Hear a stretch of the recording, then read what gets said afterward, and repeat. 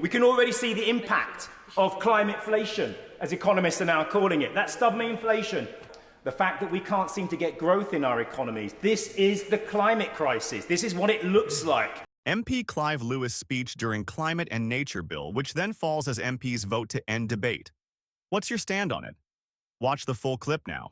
We cannot get away from the fact that in this country, across the world, there is a growing concern at what is happening to the natural world.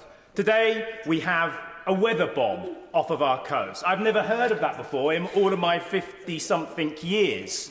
I've never heard of it. And yet, that is something which we all know in our hearts is something that has come about because of the climate and ecological crisis. We know that we're seeing this more and more often.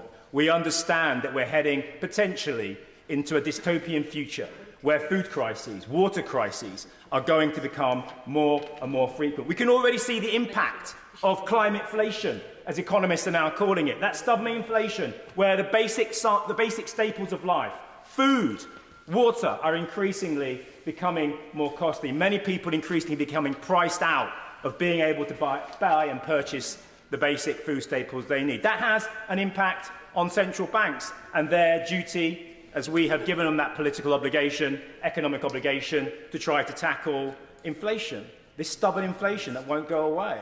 The fact that we can't seem to get growth in our economies. This is the climate crisis. This is what it looks like. We were warned about it by Stern decades ago. Well, it's here now, and we need to do something about it, and we need to do a lot about it. So I can hear the honourable member chuntering away there. He's more than welcome to make an intervention if he wishes. But I'll continue then in that case.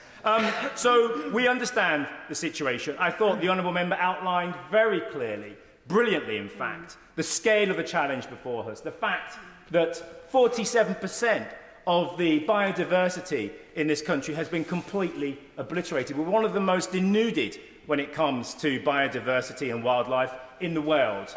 The only other country, I believe, or one of the few countries ahead of us, is Singapore. It's at 30% of the natural world that it has left. That is on the edge, a tipping point for ecological collapse, and we're not far behind. 90% is where we should be, and we're on 53%. We need to improve. We need to move ourselves. We need to act. This bill can help do that.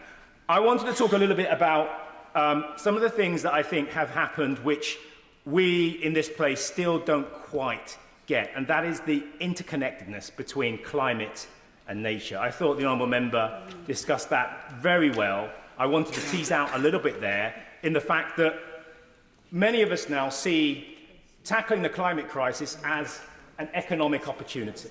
And I understand, and I think there is a lot of mileage in that. But it's quite possible to tackle the climate crisis, to build solar farms, to build wind farms, to do all of the things that we think can decarbonise and yet still kill the planet in terms of its biodiversity. It's entirely possible to do both. And I think we have to ensure that now we have got climate, or many of us in this place have got the climate crisis. Now we need to understand the nature crisis and the crisis of biodiversity. And in my own constituency in Norwich South, we had something called the Western Link, which was a massive road that was going to go through an ancient woodland. And yes, there were bats. I would give way, yes.